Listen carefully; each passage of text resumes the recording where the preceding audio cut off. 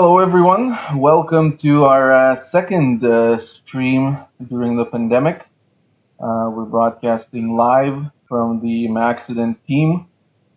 We have James, Mike, Noel, and Jay. We're going to touch base upon um, some news and some interesting points with regards to what's happening that is connected to our industry. If you have any questions you want us to discuss, feel free to shoot us a comment here. Don't forget to subscribe so you get notifications when we go live every Friday. Um, the first one we did last week had some technical difficulties streaming um, on YouTube. It had some echoes. Hopefully, right now this is resolved, um, and now we're gonna. Uh, touch base with Noel, and Noel's gonna do a quick recap of what we talked about last week.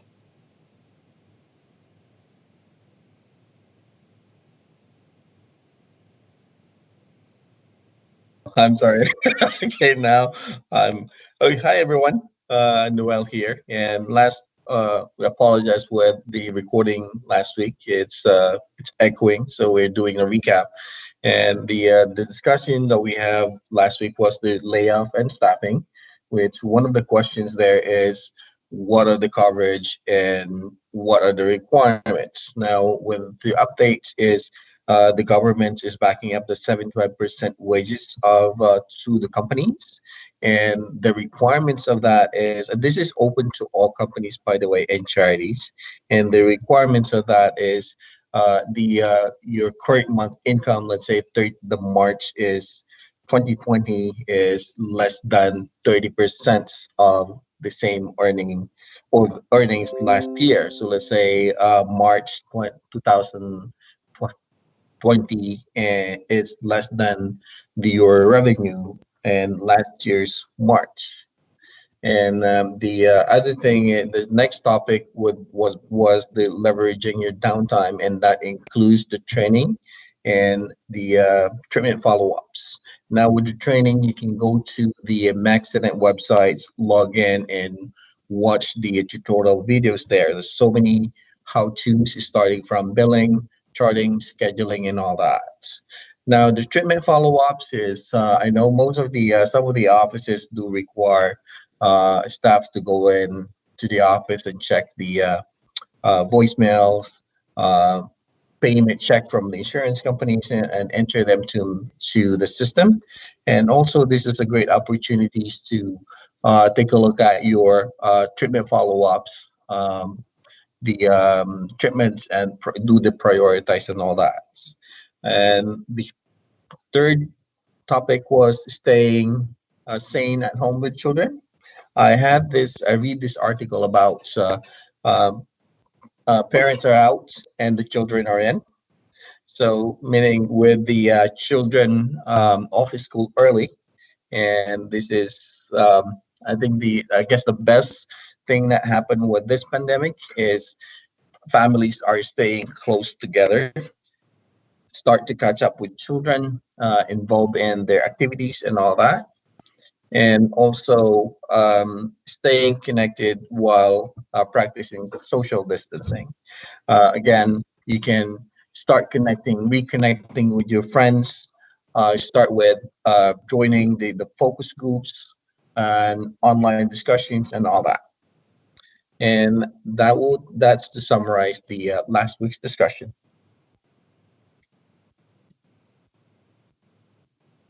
Awesome, Noel. Thank you very very much. I think we can potentially start the discussion with one of the uh, biggest announcements that we had um, today with 3M. These are kind of the topics that we're going to cover. Oh, we wanted to talk about the employer wage subsidy first. Okay, so let's do that. Um, Mike, you wanna take that? discussing that. Yeah, absolutely. So as for that employee wage subsidy, that would be SEBA. They announced that it's a $40,000 government grant loan that they're releasing to help out eligible businesses to being able to work with that. As Noel had mentioned there, doing the recap, any business is eligible or charity. The only requirements going in for that is that you have a lower production for the month of March as you would for last year. And so, as for Maxident clients, it's pretty easy. You can pull up your production, match that, and be able to get that information very quickly. And that will be going until December 31st of 2020.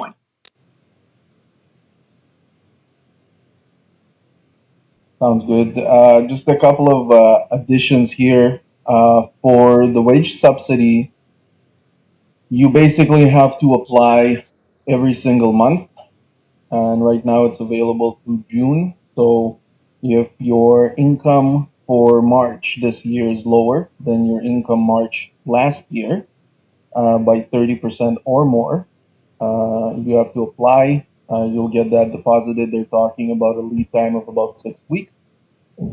Come April, if you're seeing that your income is still lower by 30% or more than April of last year, which obviously if all the clinics are closed, then you have to apply again, probably with the same lead time. They say up to 6 weeks, but until we actually see some of that money gets deposited, we don't really know.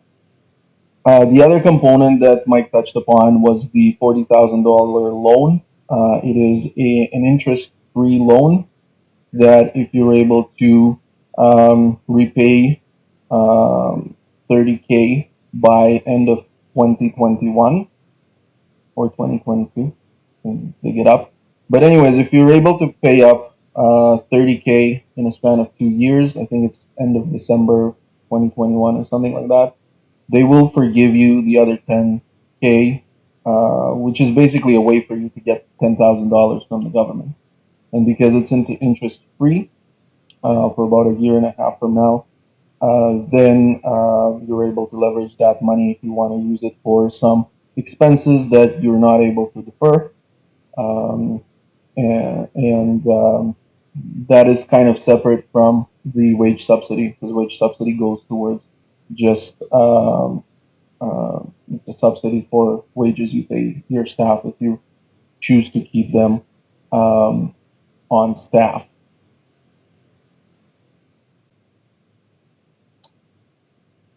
So I think the other topic we wanted to touch base was the 3M, 3M and the executive memorandum that Trump has issued this morning, or at least to some resources I saw it was last night, but it hit the news in the morning today. Want to touch base on that, Jay? You want to talk about a bit about that? Oh yeah, sure. With regards to the 3M, like the expert concerns, because we know that now the United States is like the center of the like the epicenter, as what we see in the news, right?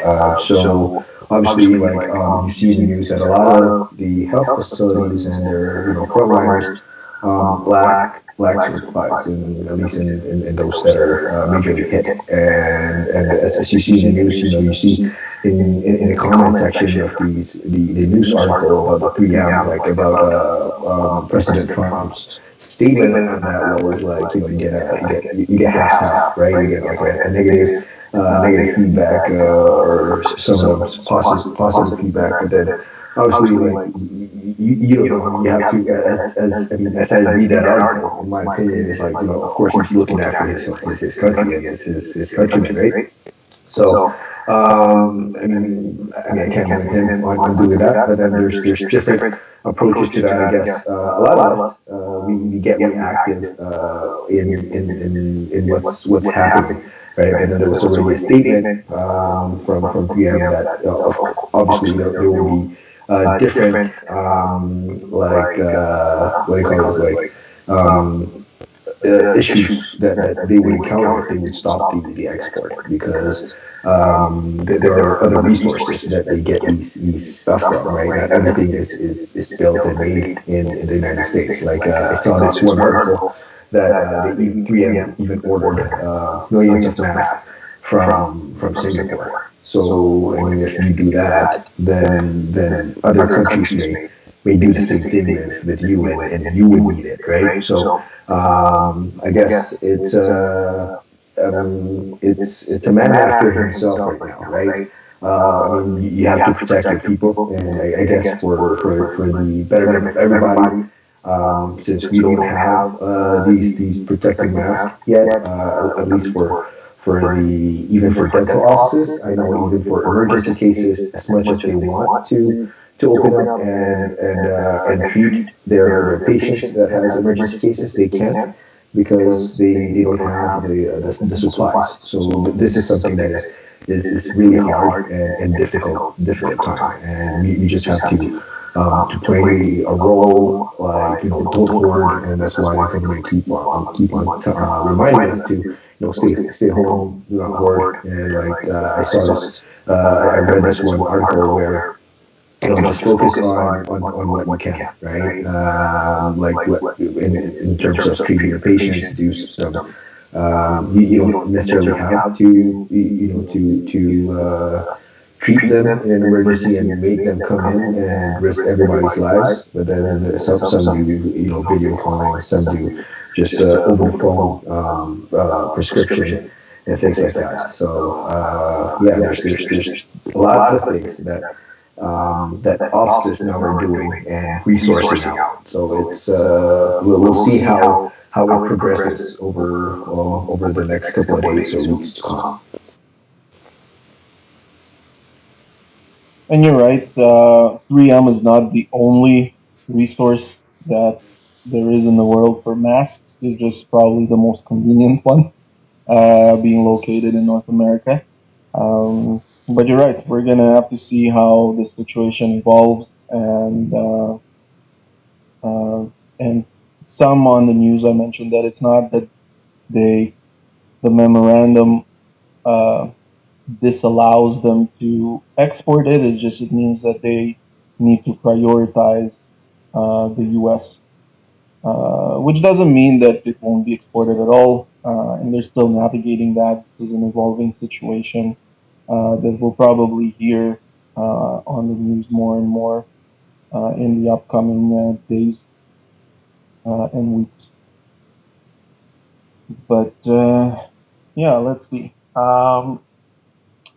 So as we keep on communicating with our clients, we're seeing more and more challenges with regards to reaching Service Canada and trying to figure out how the people who were laid off are going to get paid.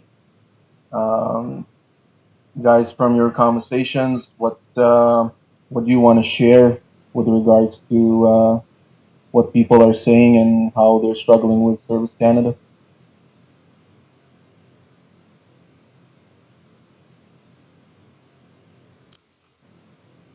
I guess I can, like, I've had this conversation with a few people. They have different different opinions and experiences, right, with the situation where some of them that has skeletal hours, some of them that really is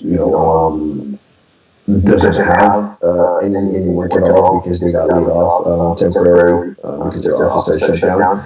So now those people have been applying for EI in situations where it's taking a while. Some are like the documentation is not complete, like it's not updated in the government system, and now they have to like coordinate with the employer and see where it's at. And some, they're suddenly they're applying for EI and they find out that, oh, okay, well, it has switched to CERB, and now it's still a waiting game. So nothing's final, and I'm hearing a lot of confusion on their end, and to them, they're just trusting the system because there's truly nothing that they can do at this point.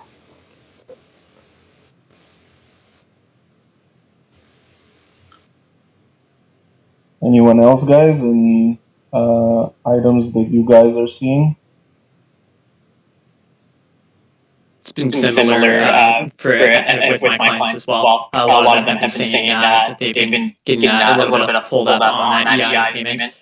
Though on the other hand, I do have a handful of clients that have just actually started going after the CRB benefits. So I'm waiting to hear back how their adventures have gone.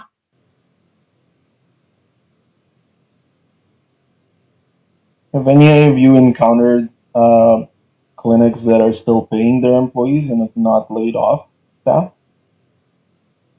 Yeah, Yes. I have a few.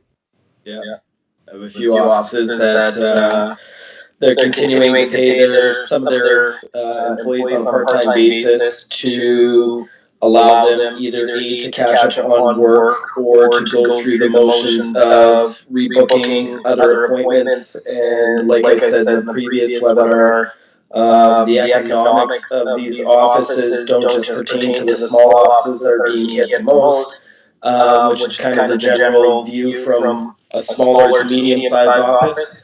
But the big offices are as well because they're working on, just because they're making or they're bringing in more money doesn't mean that they're not paying out just as much just based on volume of how many employees that they have as well. So for the ones, like I said, that are trying to keep some work going, it's a lot of catch up. They're trying to take advantage of whatever consultations through us to get some training, online training, to try and advance skill sets, or if they had new employees that were coming in that are either on the bubble or being laid off until work resumes. It's the same thing where they're giving them the opportunity to coordinate some of that time with us as well for that. But the majority of the offices that I've spoken to have all either laid off the majority, if not all, of their employees. For right now, and issued out ROEs as soon as they possibly could to ensure that people can apply for those benefits. Like I said, it's few and far between that they're still paying for their employees, but there's a mix still out there. And again, for those that are paying, they'll be able to apply for the wage subsidy. They mentioned April 6th, but we'll see if Service Canada website crashes or not when the registration is available.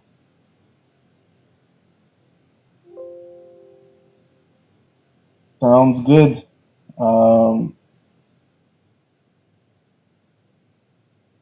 Anyone else wants to comment on that aspect? Yeah. I have a different.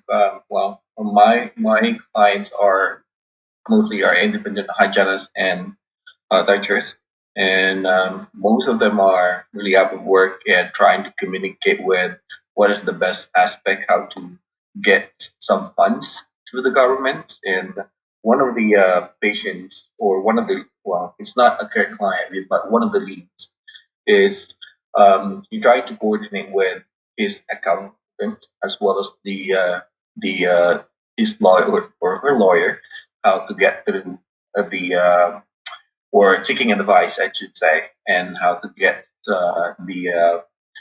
through this really trying time. So yeah.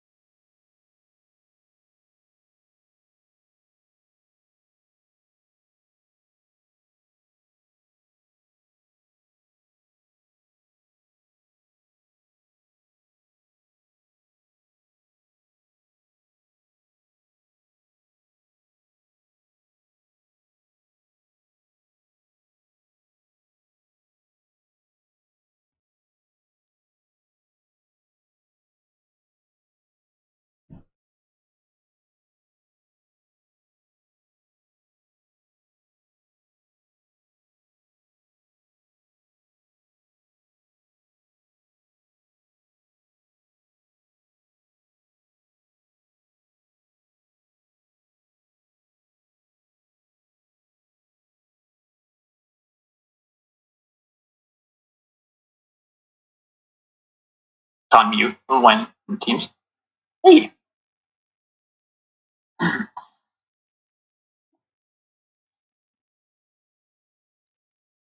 Jay was noticing there was the echo again, Alex. Okay, I think we're back on. So I think we're back on. Uh, Sorry, everyone. We had another little technical glitch where my computer just rebooted or closed, running out of battery. But anyways, I think we're back. Uh, we're back here. Where did we stop? We were kind of in transition of topics, actually, at that point. I'm not sure if we got. I wasn't watching live, so I'm not sure which we ended up. But I was in transition of finishing up with the talks about the hygienist Lee's that she was getting a advice from her lawyer as well as in talks with her accountant. Yeah.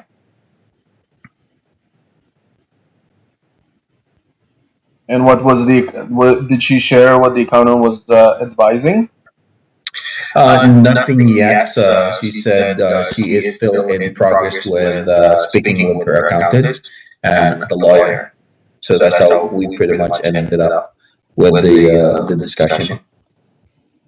Okay, I understand. But basically, yeah, you should always talk to the people that, consult the people who you trust, the professionals around you. I know we got a lot of really, really good feedback on the webinar we did with Stuart and Brittany from Rudner Law with regards to the ever evolving employment issues due to the pandemic. So that was good. And if anyone that's watching wants to view a recording, definitely reach out to us and we'll send you the link to that. Although some information is not going to be accurate just because things are evolving on a daily basis. The other thing I wanted to touch base upon a little is the agreement that the federal government signed with Amazon for the distribution of medical equipment in northern and remote communities. That was also done, I think, or at least um, communicated in the press today. I think that's very, very important that although there's not a lot of, um,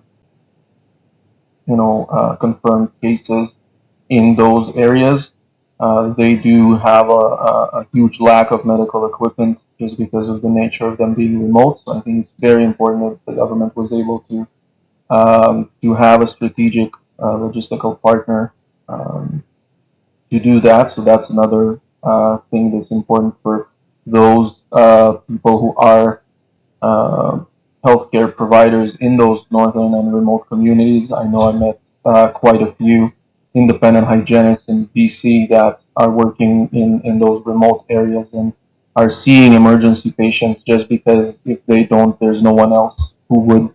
So more power to you guys and stay safe.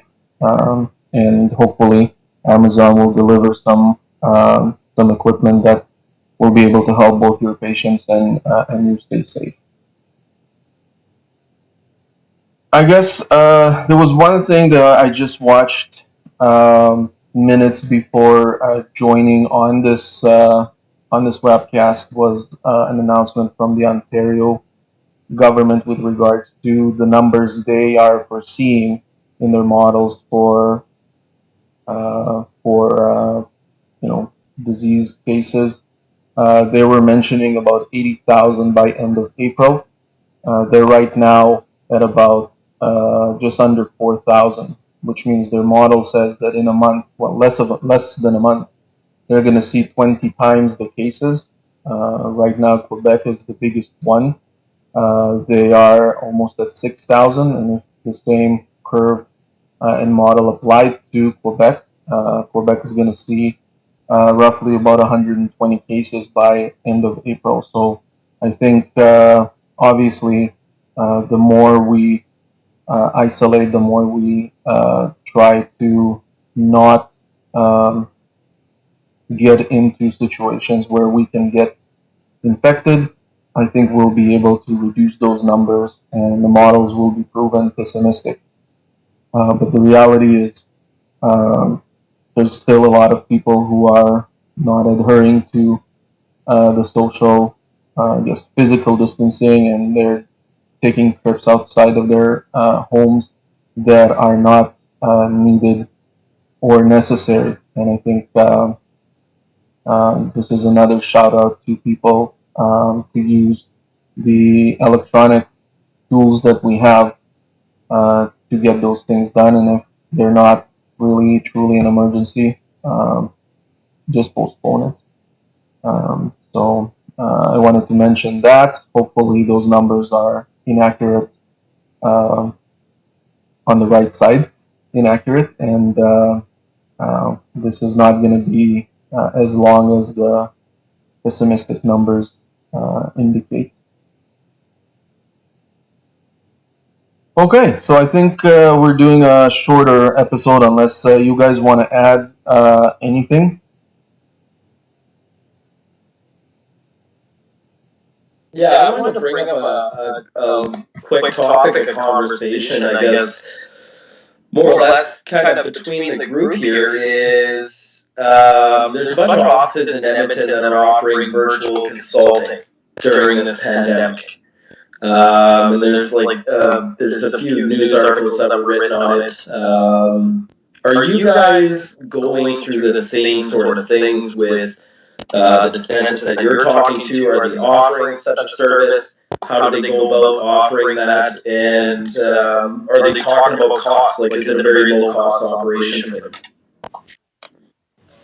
So it's funny that you actually bring that up because I have been seeing that. That there are some offices that when you email into them, they'll have an automated response letting you know that you can actually get in contact with the doctor and have that digital consultation. From my understanding, there is no payment or anything of that nature when it involves that consultation. But as for what the cost is to make that available to your patients, my understanding is it's a very low cost. There's a lot of free softwares out there that allow you to have this kind of video chat and then talking with your patient. And then as well with that, you can always send information such as through email, being able to coordinate times. So that's how they have been handling it. It's been kind of a case-by-case basis, but it's something that they've done to make themselves available to their patients a lot more.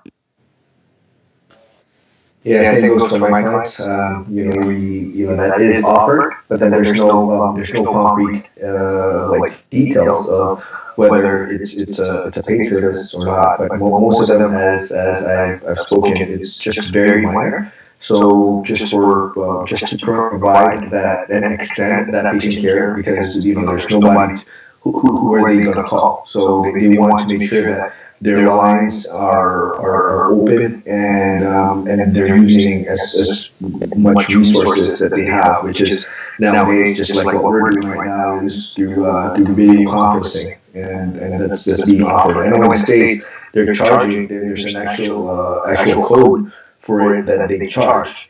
Here in Canada, they don't have that yet. So I'm not sure how these offices are planning to go about that. I guess we'll see in the coming days. And I think there was an additional or referendum coming from the BC that there's an additional codes to be added, and their fee guides, which is this code is about the online consulting or online advice or something like that. I can't remember what was the exact wording, but I know there was a additional procedure codes under fee guide regarding that matter.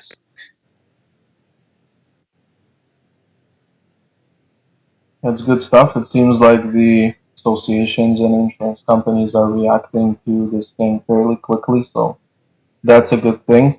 When to all of the clinicians who are conducting these types of diagnostics and evaluations and consultations, there are basically two tools that you're going to need. One is the remote tools like was mentioned earlier.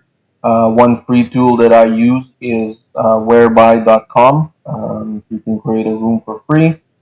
Just send a link. People don't need to install anything, and that might be beneficial. The other thing is being able to remote into your office to actually see the entire medical file for the patient.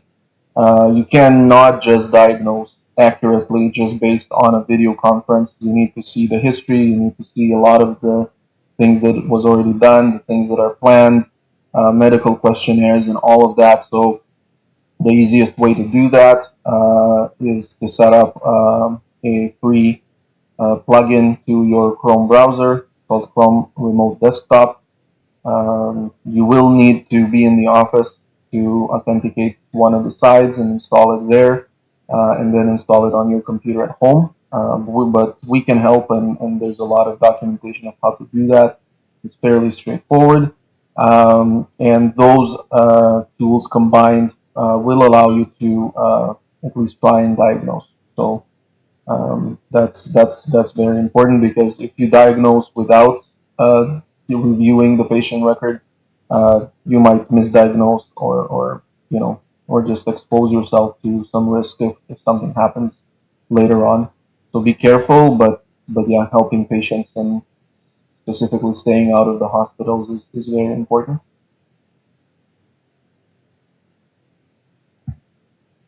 Good stuff. Anything else, guys, we want to talk about before we call it a Friday?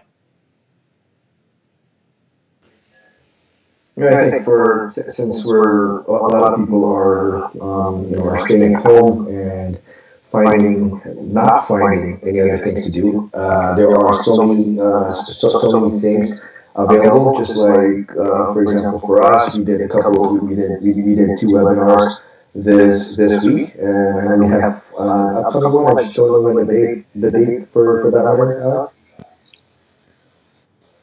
Think we're doing another one with Stuart, continuing